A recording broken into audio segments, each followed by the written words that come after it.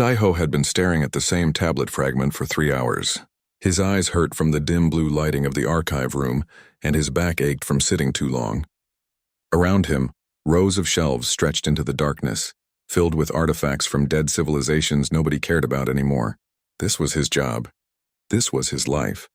The station hummed quietly around him.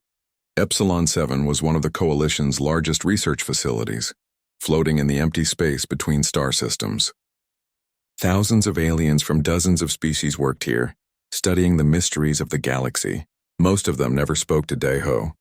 Humans were still new to the Coalition, barely 200 years since first contact. Most aliens treated them like children who had just learned to walk. Borum entered the archive with 2 cups of something hot. She set one beside Daiho's work terminal and peered over his shoulder at the tablet fragment displayed on his screen. "Still looking at rocks with squiggles?" she asked. "These squiggles are a language," Daiho said. "Or they were about 40,000 years ago. A language nobody can read from a species that doesn't exist anymore." Borum sipped her drink. "Commander Hyunwoo was asking about you today. He thinks you waste too much time on this stuff." Daiho ignored her and zoomed in on a particular symbol. It looked like 3 curved lines intersecting at odd angles.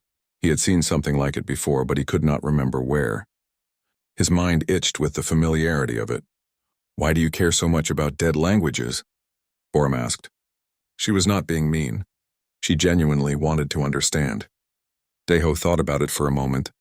Because someone spoke these words once. They meant something. Just because everyone who understood them is gone doesn't mean they should stay silent forever.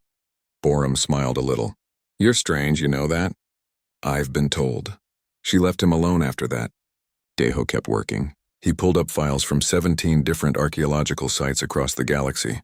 The Coalition had explored thousands of dead worlds, places where civilizations had risen and fallen millions of years ago. Most of the artifacts were stored and forgotten. Nobody had time to study every piece of broken pottery and stone tablet from extinct species. But Daiho had time. And he had noticed patterns. The symbol on the tablet in front of him appeared in fragments from 6 different dead worlds. 6 worlds that had never contacted each other, separated by thousands of light years and millions of years of history. Yet they all had versions of the same symbol. That was impossible unless... His terminal beeped. "System maintenance required in Archive Section 7. Daiho sighed and saved his work. The Nexus Core terminals needed regular diagnostic checks. It was boring work, but everyone had to do their share. He walked through the quiet archives to Section 7. The Nexus Core terminal stood against the far wall, a smooth black pillar of technology older than most species in the galaxy. The Nexus Cores ran everything in the Coalition. They managed power, navigation, communication, data storage. Nobody knew how they really worked. The architects had built them millions of years ago, and they had been running ever since. Daiho started the diagnostic program and waited. The screen showed a progress bar that moved very slowly. He had at least 10 minutes before it finished. He pulled out his work tablet and opened the image of the symbol again. His stylus hovered over the screen. Without really thinking about it, he began to draw. He sketched the 3 curved lines, trying to get the angles exactly right. Something about the symbol felt important, like a word on the tip of his tongue that he could not quite remember. He added a small mark at the intersection point, something he had seen in one of the fragments from Earth. Earth. That was where he had seen it before. Daiho's hand froze. He pulled up another file, something from his university days. Ancient human scripts that nobody could translate. Indus Valley symbols. Proto-writing from Mesopotamia. Oracle bone script from Old China. And there, hidden among the fragments and pieces, were marks that looked almost like the symbol he was drawing. Not exactly the same, but close. Too close to be coincidence. His stylus completed the final line. Every light in Section 7 went out. Daiho stood in complete darkness. His heart hammered in his chest. Then the Nexus Core terminal blazed to life, brighter than he had ever seen it. The black pillar glowed with white light that hurt to look at. Daiho stumbled backward and shielded his eyes. A voice spoke. Not from any speaker, but from everywhere at once. It spoke in perfect Coalition standard, the trade language every species used. Awaiting command from primary origin. Temporal lock released. Administrative privileges restored. The lights came back on. Alarms began screaming throughout the archive. Daiho heard running footsteps and shouting voices. He looked down at his tablet. The symbol he had drawn glowed on the screen with the same white light as the Nexus core. Borum burst through the door. "What did you do?" "I don't know," Deho said. His voice sounded strange in his own ears. "I was just drawing." "Drawing what?" Velna pushed past Borum. The Kethran archivist stood almost 7 feet tall, her feathered crest raised in agitation. Her large eyes fixed on Deho with something between fear and anger. "What did you do to the Nexus core?" "Nothing. I was just waiting for diagnostics. Security locked down this section." Velna's voice was shrill. "Nobody touches anything." Commander Hyunwoo arrived with 6 security officers. He looked at the still glowing Nexus core, then at Deho. "Explain. Now." Deho held up his tablet with shaking hands. "I drew a symbol. Just a symbol from one of the fragments I was studying. I didn't think—" "Show me!" Deho turned the tablet around. Hyunwoo stared at the glowing symbol. He looked confused. "That's it? That's what caused this?" "I don't know what caused anything," Deho said. "The Nexus core just started talking." "Nexus cores don't talk," Velna said. She moved to the terminal and tried to input commands. Nothing happened. The screen remained blank except for the same message repeating over and over. "Awaiting command from primary origin. Administrative privileges restored." "What does that mean?" Borum asked. Nobody answered because nobody knew. Hyunwoo took the tablet from Deho. He studied the symbol carefully. "Where did you learn this?" "From archaeological fragments. Dead languages from extinct civilizations." "Human civilizations?" "Not just human. 6 different species from 6 different worlds, but—" Deho hesitated. "I've seen similar marks in ancient Earth writing." "Very ancient. Before recorded history." The room went very quiet. Velna's feathers flattened against her head, which Deho knew meant she was frightened. Hyunwoo's expression turned cold and unreadable. "You need to come with me," the commander said. "Bring everything you have on these symbols." "Am I in trouble?" "I don't know yet, but the Coalition Council will want answers." Hyunwoo gestured to the security officers. "Escort him to the command center carefully." As they led Deho away, he looked back at the Nexus core. The ancient machine stood silent and waiting. Its message scrolled across the screen in endless repetition. Awaiting command from primary origin. Deho had spent his whole life studying dead languages. He had wanted to give voice to the voiceless, to understand what ancient peoples had been trying to say, but now for the first time he wondered if some words were meant to stay buried, some languages were meant to stay dead, because the Nexus core was waiting for someone to give it a command, and somehow impossibly it thought that someone was him. The command center of Epsilon 7 filled with people within an hour. Deho sat in a chair at the center of the room, while aliens of a dozen different species talked around him in voices ranging from whispers to angry shouts. He had never felt more alone in his life. Hyunwoo stood beside him like a guard. Borum had insisted on coming too, even though nobody wanted her there. She sat in the corner watching everything with worried eyes. "This is impossible," someone said for the 10th time. A Saurian counselor named Vex paced back and forth, his scales reflecting the harsh white lights. "Humans have been in space for barely 2 centuries. The Nexus cores are millions of years old. There is no connection." "And yet the connection exists," said a calmer voice. Juan, a Coalition AI specialist, worked at a terminal nearby. She had been trying to communicate with the Nexus core for the past hour. Nothing worked. "I have never seen a Nexus core respond to anything like this. They run their programs and nothing else. They don't have conversations. They don't wait for commands." "Then it's broken," Vex said. "The human broke it." "I didn't break anything." Deho finally spoke. Everyone looked at him. "I just drew a symbol." "How could that break a machine that's run perfectly for millions of years?" "Show them the symbol again," Hyunwoo said quietly. Deho pulled up the image on the main display. The symbol hung in the air, large enough for everyone to see. 3 curved lines intersecting at odd angles with a small mark at the center. It looked simple, harmless, just lines. Ji-won studied it carefully. "I have cross-referenced this symbol with every known language database in Coalition records. It does not match anything from any current civilization, but—" She paused, choosing her words carefully. "There are partial matches in archaeological records from extinct species. And there are partial matches in ancient human writing systems." "How partial?" Vex demanded. "Fragments, pieces, like someone took this symbol and broke it into different parts. then scattered those parts across different cultures. Jiwan looked at Deho. You said you noticed patterns in your research? Deho nodded. I've been cataloging dead languages for 5 years. I kept seeing similar marks across completely unconnected civilizations. Different times, different places, different species, but the same basic shapes repeated. Convergent evolution, Vex said dismissively. Simple shapes appear in many writing systems naturally. Not like this, Jiwan said. I ran probability analysis. The chances of these specific patterns appearing independently across 6 different species is less than 1 in 10 billion. The room went quiet again. Sunho, a human diplomat who had arrived from Earth an hour ago, cleared his throat. What are you suggesting? I'm not suggesting anything, Jiwan said. I'm telling you what the data shows. These symbols are connected somehow, and they're connected to the Nexus cores. That's impossible. Vex slammed his hand on the table. The architects built the Nexus cores 3 million years ago. Humans didn't even exist then. You were still swimming in oceans on your primitive world. I know, Sunho said calmly. We're all aware of human history, but something happened here that we need to understand. The door opened and a new person entered. She was small, older, with gray hair and sharp eyes. She carried a heavy case that looked too big for her. Deho recognized her immediately. Professor Mirai, he said in surprise. Hello, Deho. Mirai set down her case and looked around at all the aliens staring at her. I was told there was an emergency involving ancient human languages. I brought everything I have. Mirai was famous on Earth, one of the best crypto-linguists alive. She had spent 40 years trying to decode the oldest human writing systems, the ones that existed before recorded history. Deho had studied her work in university. He never thought he would meet her.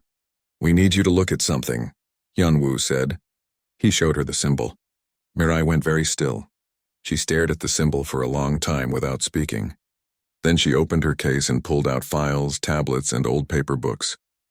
She spread them across the table and began comparing the symbol to dozens of different ancient scripts. Everyone waited.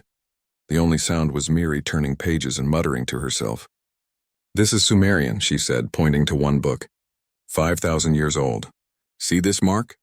3 curved lines. And this is from the Indus Valley civilization. Almost as old, similar pattern. And here Proto-Chinese oracle bones. Same basic structure. We know about the similarities, Vex said impatiently.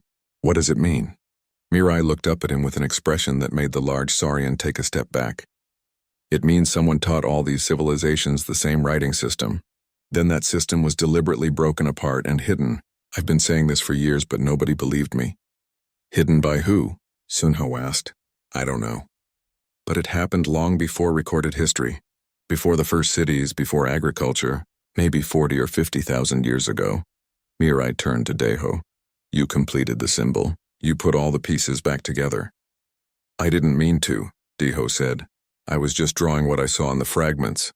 And the Nexus core recognized it. Jiwan stepped forward. Professor Mirai, are you saying ancient humans knew this symbol in its complete form? I'm saying ancient humans knew many things we've forgotten. We have artifacts we can't explain, structures we can't reproduce with modern technology, astronomical knowledge that shouldn't have been possible. Mirai's hands shook slightly as she gathered her papers. We've always assumed our ancestors were primitive. Maybe we were wrong. Vex made a sound like a hiss. This is insane. You're suggesting humans had advanced knowledge millions of years before you developed spaceflight? I'm suggesting we don't know our own history as well as we think. Jiwan returned to her terminal. Her fingers moved quickly across the controls. I'm going to try something. The Nexus core said it's waiting for a command from primary origin. Maybe, she looked at Deho. Maybe it's waiting for you. Me? Why me? Because you wrote the symbol. Because you're human. Because I don't have any better ideas. Jiwan gestured to the terminal. Come here. Deho stood up slowly. His legs felt weak. Hyunwoo put a hand on his shoulder, either to steady him or to stop him from running. Deho walked to the terminal. The screen was still blank except for the repeating message. Awaiting command from primary origin. What do I do? Deho asked. Try writing the symbol again, Jiwan said. On the interface. Deho's hand shook as he picked up the stylus. He drew the symbol on the screen, exactly as he had in the archive. The three curved lines, the intersection, the small mark at the center. The terminal blazed with light. New text appeared, scrolling faster than Deho could read. Jiwon gasped. Her own terminal came alive with data. "It's opening restricted files," she said, her voice filled with wonder and fear. "Files I didn't know existed. Historical records going back. Oh gods, it goes back 3 million years. What does it say?" Sunho demanded. Jiwon read from her screen, her voice shaking. Language recognized, primary administrative code. Species designation architects. Status presumed extinct. She looked up at them with wide eyes. Current species match 97.3% genetic correlation. Nobody spoke. Nobody moved. The only sound was the hum of the Nexus core and the scrolling of ancient data. Vex broke the silence. "That's impossible." "The Nexus core doesn't lie," Jiwon whispered. "It's saying humans are genetically related to the architects. The beings who created all of this technology, the beings who seeded civilization across the galaxy." Deho stared at the screen. His reflection looked back at him from the black surface. He thought about ancient symbols scattered across different worlds. He thought about knowledge that was lost and forgotten. He thought about a species that had vanished 3 million years ago. "We're them," he said quietly. "Somehow we're them. And the galaxy would never be the same again." The news spread across the galaxy in less than a day. Humans were related to the architects, the species that every civilization owed their existence to. The mysterious beings who had built the foundations of galactic society had descendants. And those descendants had been living among them for 200 years, treated like children, dismissed as primitives. Deho watched the chaos unfold from a locked room on Epsilon 7. They called it protective custody. It felt like a prison.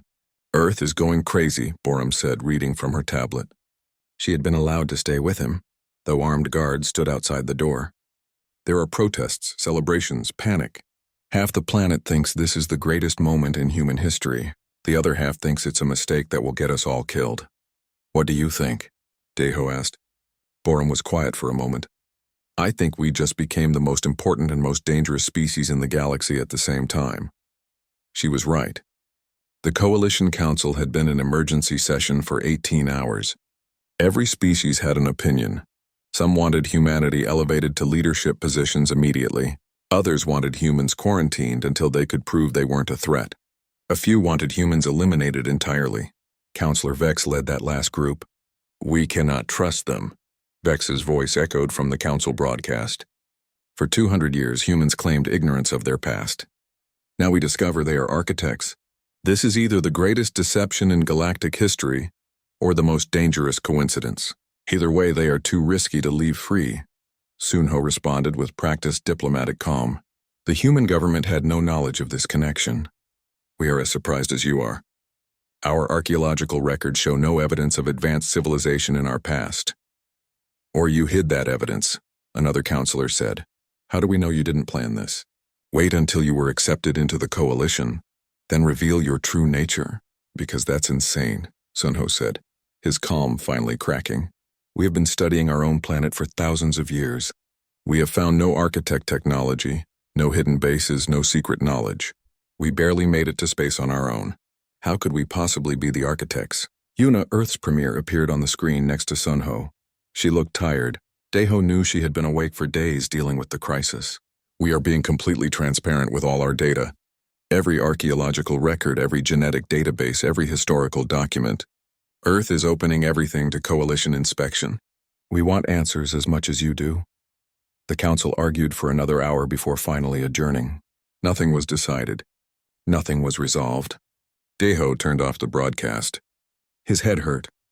"How can we be the architects if we don't remember being the architects?" "Maybe that's the point," said a new voice. Deho jumped. A man stood in the corner of the room, even though the door had never opened. He was Korean like Deho, young, dressed in dark clothes that seemed to absorb light. "Who are you?" Borum demanded. "How did you get in here?" "My name is Tae-jin. I work for people who have been expecting something like this to happen." He moved to the table and set down a small device. "This will block monitoring for 5 minutes. That's all the time I have." "Are you with Earth Intelligence?" Deho asked. "Something like that." Tae-jin pulled up files on his own tablet. I need to show you something before they kill you. Before what? The assassination attempt. It's scheduled for tomorrow morning during your transfer to the Coalition Council chambers. Tajin spoke matter-of-factly, like he was discussing the weather. Vex has hired contractors. They'll make it look like an accident. Borum stood up. We need to tell Hyunwoo. Commander Hyunwoo knows. He's been ordered to allow it.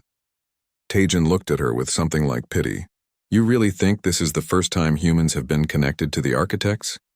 This has happened before, 6 times in the last 400 years. 6 human colonies discovered architect sites with evidence linking us to them. All 6 colonies were destroyed. All evidence was eliminated. That's impossible, Daeho said. Someone would know. Someone would have talked. People did talk. They were silenced. Tajin showed them files, reports, encrypted communications. The Kethrans knew. The Saurians knew. At least 5 other species knew fragments of the truth. They've been suppressing it for centuries. Daeho's hand shook as he read the reports. Colony ships lost to accidents. Research stations destroyed by equipment failure. Scientists who died in unfortunate incidents. All of them had been investigating architect sites. All of them had found connections to human genetics or human history. Why, Borum whispered. Why hide this? Because the architects didn't just build the Nexus cores, Tajin said. They built everything. The jump gates, the terraforming systems, the medical technology. Every advanced civilization in the galaxy is using architect hand-me-downs. If humans are the architects' descendants, we have the best claim to all that technology. We could control everything. But we don't want to control everything, Daeho said. They don't know that. They can't risk it. Tajin checked his device. 2 minutes left. You have a choice. Stay here and die or come with me and find real answers. Where would we even go? Borum asked. Origin 1, the architect homeworld. The Nexus Core gave you coordinates before they locked you away from the terminal. I have them. Tajin looked at Daeho. You're the only human who can access architect systems now. We need you to find out the truth before Vex and his allies bury it forever. This is crazy, Daeho said. We can't just run away. We need to talk to Earth, coordinate with... Earth can't protect you. They're barely holding on to their own position in the Coalition. Tajin's voice was hard. You have 30 seconds to decide. Live or die. Those are your options. Daeho looked at Borum. She looked back at him. They had worked together for 3 years. They had cataloged dead languages and forgotten civilizations. They had spent countless hours discussing the mysteries of the past. And now the past was reaching out to grab them. We run, Borum said. We find answers, Tajin smiled. Smart choice. The device in his hand flashed. The lights went out. Emergency alarms began to wail. In the darkness, Tajin grabbed Daeho's arm. Stay close. My people are creating a distraction. We have maybe 5 minutes before security locks everything down. They ran through the dark corridors of Epsilon 7. Somewhere behind them, explosions echoed. Not big enough to hurt anyone, Tajin assured them. Just big enough to create chaos. They reached a docking bay where a small ship waited. Is that the Taewon? Daeho asked, recognizing the human design. Good eye. It belongs to my sister, Hana. She's captained cargo runs across half the galaxy. She knows routes the Coalition doesn't monitor. Tajin pushed them toward the airlock. Get on board. We launch in 90 seconds. Inside the ship, a woman who looked like Tajin's twin waited at the controls. You're late, brother. We had to stop for conversation. Hana, meet our passengers. Hana glanced back at them, smiled briefly, then returned to her pre-flight checks. Strap in. This is going to be rough. The ship launched before Daeho could even find a seat. The acceleration pushed him against the wall. Borum grabbed his hand and held on. Through the viewport, he watched Epsilon 7 shrink away. Alerts and warnings flashed across Hana's console as Coalition security tried to stop them. They're launching pursuit ships, Hana said calmly. Tajin, I need you on the defense systems. Already there. The next 10 minutes were a blur of twisting maneuvers and near misses. Hana flew the Taewon like it was part of her body, dodging weapons fire and slipping through gaps in the pursuit formation that Daeho didn't even see until they were through them. Then they hit the jump gate and the universe twisted around them. When normal space returned, they were alone in the dark. No station, no pursuit ships, no civilization. Just stars and silence. We're clear, Hana said. She turned to look at Daeho properly for the first time. So you're the guy who broke the galaxy? Welcome aboard. Deho didn't know whether to laugh or cry. He had spent his whole life studying the past, trying to understand extinct civilizations. Now he was a fugitive running toward the biggest mystery in galactic history. Where exactly are we going? He asked. Tajin pulled up a star chart. A single point glowed in an empty region of space, surrounded by gravitational anomalies and stellar phenomena that made normal travel impossible. Origin 1, Tajin said. The place where it all began. The place they've been hiding for 3 million years. And the Taiwan flew on into the darkness carrying the last hope of uncovering the truth. The journey to Origin 1 took 9 days. 9 days of traveling through space so empty that the stars seemed like distant memories. Hana kept the Taiwan at maximum speed, following coordinates that led them away from every known civilization. Deho spent most of the time studying the data Tajin had collected. Files about the architects, about extinct colonies, about the conspiracy to hide human origins. Borum helped him organize it, but they both knew they were avoiding the real question. What would they find on Origin 1? On the 9th day, Hana called everyone to the bridge. We're approaching the coordinates, and you need to see this. The viewport showed space that looked wrong. Gravity waves bent light into strange patterns. Stellar radiation created curtains of color that shouldn't exist. It was beautiful and terrifying. The architects hid this place well, Tajin said. All this interference makes it impossible to detect from normal space. Even if someone stumbled onto the coordinates, they'd think it was just a natural phenomenon. How do we get through? Deho asked. We don't, you do. Hana pointed to a communications panel. There's an automated defense system ahead. It's been pinging us with challenges for the last hour. None of my codes work. It wants something else. Deho moved to the panel. The screen showed symbols scrolling past. Symbols he recognized from his research. The ancient language. The complete language that had been scattered across human history. It's asking for identification, he said slowly, reading the symbols. Not just identification. It's asking for lineage verification. Can you answer it? Borum asked. I think so. Deho's hands moved across the panel. The symbols felt natural now, like a language he had always known but had forgotten. He wrote his response in flowing curves and intersecting lines. Human, descendant, seeking origin. The interference patterns collapsed. The space ahead cleared, revealing a planet. It was perfect. Blue oceans, green continents, white clouds. It looked like Earth might have looked before humans built cities and changed the climate. But the readings showed it was far older. The planet was maintained by technology so advanced that the Taiwan sensors could barely detect it. I'm picking up structures, Hana said quietly. Cities, thousands of them. All intact, all waiting. They landed near the largest city. The moment the Taiwan touched down, systems activated. Lights came on in buildings that had been dark for millions of years. The air itself seemed to wake up, fresh and clean and breathable. This is impossible, Borum whispered. Nothing survives 3 million years. Architect technology does, Tajin said.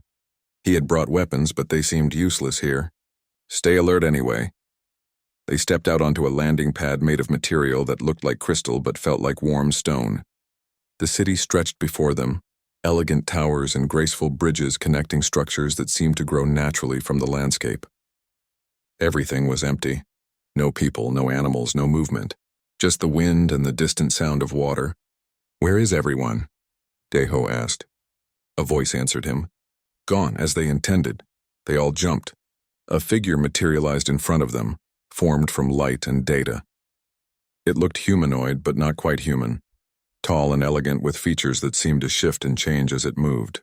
I am the custodian, it said. I have waited 3 million years for the children to return. Welcome home? Deho's voice shook. Home? Origin 1, the last architect world. The place where the Great Regression began. The custodian gestured toward the city. Come, I will show you what you have forgotten. They followed the custodian through streets that had been empty for eons. As they walked, the city came alive around them. Holographic images appeared, showing the planet as it had been, filled with life, with architects going about their daily existence. They looked almost human. Almost, but not quite. The architects were not a single species, the custodian explained. They were a collective, many different beings who achieved technological transcendence together. They reshaped themselves, improved themselves, became something greater than biology alone. What happened to them? Borum asked. They made a choice. The custodian led them to a great building at the city's center. Inside, walls of data rose to an impossibly high ceiling. Come, see for yourselves. Deho touched one of the data walls. Information flooded his mind. Not words, but pure understanding. He saw the history of the architects in moments. Their rise, their achievements, their ultimate decision. They became too powerful, he said, understanding it as he spoke. They could control entire galaxies, reshape matter at will. They were becoming gods, and they realized that was wrong. The custodian nodded. Gods create dependence. The architects saw what was happening. Every younger species looked to them for answers instead of finding their own way. The galaxy was becoming stagnant. Life was becoming a cargo cult, worshipping ancient technology instead of creating new wonders. So they left? Tejan asked. They did something far more radical. The custodian showed them images of the Great Regression. Architects deliberately stripping away their technology, scattering themselves across primitive worlds, resetting their own genetic code. They chose to become mortal again, to start over as simple biological beings, to learn and grow and discover without the burden of their own past. They became us, Deho whispered. They became humans, and Kethrans, and Saurians, and all the other species in the galaxy. The custodian smiled. The architects seeded themselves everywhere. Every intelligent species carries some fragment of their genetic legacy. But humans carry the most. 97% correlation. You are the closest to what they were. Borum sat down heavily. That's why we're so adaptable. Why we're creative and emotional and stubborn. They engineered those traits into us.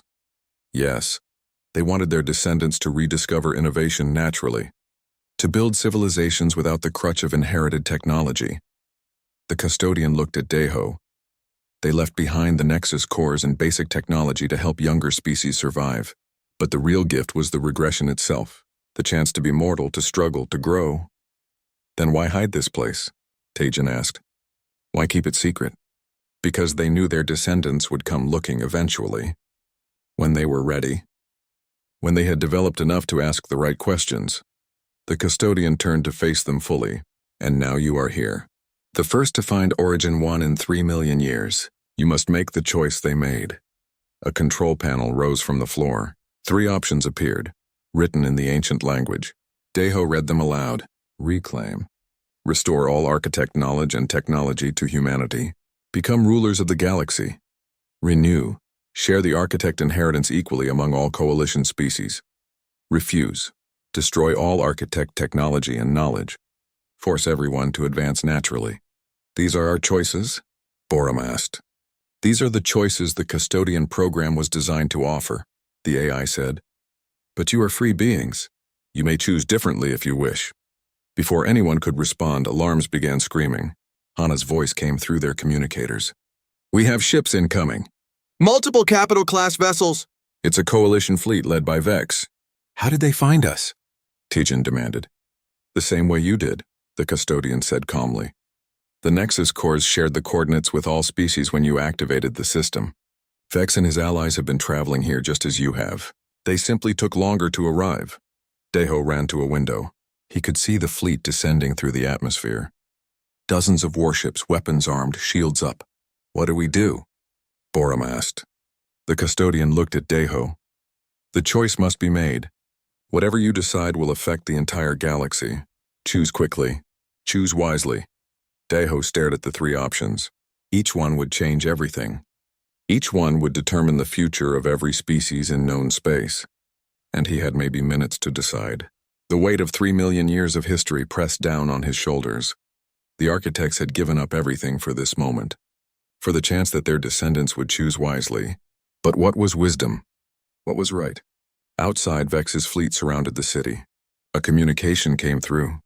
The Saurian's voice cold and final. Surrender the architect facility or we will destroy it and everyone inside. You have 5 minutes to comply. Deho's hand hovered over the control panel. 3 choices, 3 futures, 3 million years of waiting. Time to decide. 4 minutes. That was all the time Deho had to decide the fate of the galaxy.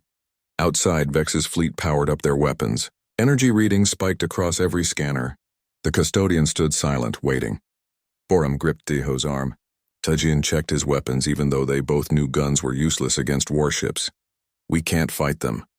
Hana's voice came through the communicator. The Tae-1 is good, but not that good. If they fire, we're done.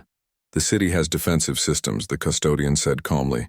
Architect weapons far superior to anything the Coalition possesses. I can activate them if you wish. No, Daeho said immediately. No killing. That's not the answer. Then what is? Borum asked. Vex isn't here to negotiate. He's here to bury this place and everyone who knows about it. Daeho looked at the three choices again. Reclaim, renew, refuse. Each one had merit. Each one had terrible consequences. Reclaim would make humanity the dominant species. They would have every right to the architect legacy. But it would also make them rulers, and the architects had rejected that path. They had seen what power did to those who held it too long. Refuse would destroy everything. No more Nexus cores, no more architect technology. Every species would have to advance on their own merits. Fair, but it would set civilization back thousands of years. Billions would suffer. Renew would share everything equally. Democracy in its purest form. But would the other species accept it? Would they believe humans weren't trying to control them through shared access? 3 minutes, Vex's voice announced. Choose surrender or choose death. There has to be another way, Daeho said. The architects were brilliant. They thought of everything. These three choices can't be the only options. The custodian tilted its head. You are perceptive. The architects hoped their descendants would see past the obvious choices. What do you propose? Daeho's mind raced. He thought about everything he had learned. The Great Regression, the scattered language, the hidden world. It was all a test. 3 million years of testing whether the descendants would repeat their ancestors' mistakes or find a better path. The architects didn't want rulers, Daeho said slowly, but they also didn't want ignorance. They wanted something in between. They wanted... He stopped. Understanding flooded through him. They wanted teachers. Explain, the custodian said. But there was something like approval in its voice. We don't reclaim the technology. We don't destroy it. We don't even just share it. Daeho's fingers moved over the control panel, not selecting any of the three choices, but instead writing in the ancient language. We remember what it was for. We teach others what the architects learned, not to rule them, but to guide them away from the same mistakes. He wrote carefully, choosing each symbol with precision. We choose to remember, but walk forward as equals. The control panel glowed. The custodian smiled, a genuine expression of joy. The fourth choice. The one the architects hoped for but could not guarantee. You have chosen wisdom over power. Everything changed in an instant. The Nexus cores across the galaxy activated simultaneously. Every coalition world, every station, every ship received the same transmission. The voice of the custodian spoke to trillions of beings. The architects were your ancestors, all of you. Every species in the coalition carries their genetic legacy. Humans carry the most, but you all carry some. The Great Regression scattered them across the galaxy, so life could begin again without the burden of divine technology. On Origin 1, new systems came online. The data walls opened, showing the complete history of the architects, not just to Daeho, but broadcasting to every Nexus core in known space. The architect knowledge is now accessible to all species, the custodian continued, but it comes with responsibility. The Nexus cores will require cooperation between multiple species to operate. No single civilization can control them. You must work together or the technology remains dormant. Vex's voice cut through the transmission. This is a trick. A human manipulation, is it? Another voice joined the conversation. Jihoon, a coalition counselor from the Pelleran species. I'm looking at my genetic scan right now. 23% architect correlation. We always wondered why our species had unexplained gaps in our evolutionary record. Now we know, more voices joined. Counselors from a dozen species, all reporting architect genetic markers, some high, some low, but all present. The conspiracy of silence was crumbling. The humans didn't hide this from us, Jihoon said. We hid it from ourselves. Some of us knew and chose to suppress it. That ends now. A new fleet appeared in Origin 1's orbit. Earth ships, but not just Earth. Pelleran vessels, Kethran cruisers, ships from half a dozen species who had broken from Vex's coalition. They positioned themselves between the city and Vex's weapons. Stand down, Vex, Jihoon said. This is over. They'll control everything. Vex's voice was desperate now. The humans will use this knowledge to dominate us. Will they? Ji-hoon asked. Let's ask them. Daeho, you have access to architect weapons right now. You could destroy Vex's fleet with a thought. Will you? Every eye in the galaxy seemed to turn toward Daeho. He stood at the control panel, his hand resting on systems that could reshape worlds. The power the architects had feared, the power they had surrendered, was his to claim. No, he said simply. That's not who we are. That's not who any of us should be. He stepped away from the controls. The custodian will manage the knowledge distribution. Every species gets access to the same information. Humanity doesn't get special privileges. We're just the ones who happened to find this place first. Silence filled the communication channels. Then slowly weapons powered down. Vex's fleet held position but made no aggressive moves. The moment of crisis passed. Vex, you are relieved of command, Ji-hoon said. Return to Coalition space to face investigation for the suppression of historical records and the attempted murder of colonists. Do not resist. Vex's ship turned and jumped away without another word. Some of his fleet followed. Others remained, cautiously approaching Origin 1 to see the truth for themselves. Over the following days, representatives from every Coalition species arrived. The custodian welcomed them all, showing them the history they had forgotten, shared ancestry, shared purpose, the knowledge that they were all children of the same ancient civilization. Daeho walked through the city with Borum, watching aliens from across the galaxy marvel at architecture. A Kethran scholar studied the same symbols Daeho had spent years cataloging. A Saurian engineer examined technology with reverence. They're learning, Borum said. Really learning. Not just copying, but understanding the why behind the what. That's what the architects wanted, Daeho said. Not worship. Not dependence. Just understanding. Mireille arrived on the third day with a whole team of cryptolinguists. She found Daeho in the central archive and hugged him tightly. You did it, she said. You found the missing piece. The language, the history, everything I spent my life searching for. We all found it, Daeho said. It was always there, waiting for us to be ready. Earth sent official representatives too. Premier Yuna arrived personally along with Sunho and other diplomats. But they came not as rulers or controllers. They came as students learning alongside everyone else. The Coalition Council has proposed a new structure, Yuna told Daeho. The Academy of Shared Ascension. Based here on Origin 1. Every species contributes researchers. Every species has equal access to knowledge. You've been nominated to help run it. Me? I'm just an archaeologist. You're the person who chose wisdom over power, Yuna said. That's exactly who we need. Hyunwoo arrived a week later with a formal apology from the Coalition. He had been ordered to allow the assassination, but he had also been the one to leak the plan to Taejin's intelligence network. His career was over, but he didn't seem to mind. I spent 20 years following orders, he told Daeho. Maybe it's time to start thinking for myself. He joined the academy too. So did Jiwon, fascinated by the AI systems. Hana decided to run transport between Origin 1 and Coalition space. Taejin went back to intelligence work, but now he hunted the remaining conspirators who had suppressed the truth. 6 months after Daeho drew a symbol in an archive, the galaxy had transformed. The Nexus cores operated on a new system requiring cooperation between species. Technology advanced faster than ever, because different perspectives combined their knowledge. Old prejudices began to fade when everyone realized they shared the same ancestors. It wasn't perfect. Some species still held grudges. Some humans still thought they deserved special status. But it was better. It was progress. Daeho stood in the central archive of Origin 1, now filled with students from 100 worlds. He taught classes on ancient languages, on the importance of remembering history, on the dangers of concentrated power. Borum taught beside him, her focus on xenoarchaeology bringing new insights every day. Together they uncovered more architect sites, more knowledge, more pieces of the puzzle that was galactic history. One day, a human student asked him the question that had defined everything. Professor Daeho, why did the architects give up power? If they were so advanced, why choose to regress? Daeho thought about it. He thought about the symbol he had drawn, the choice he had made, the path humanity had chosen. Because power doesn't make you great, he said. Wisdom does. Compassion does. The choice to lift others up instead of standing above them. The architects understood that. They chose to be mortal so their descendants could choose to be better. The student nodded, writing notes in a mixture of languages both ancient and modern.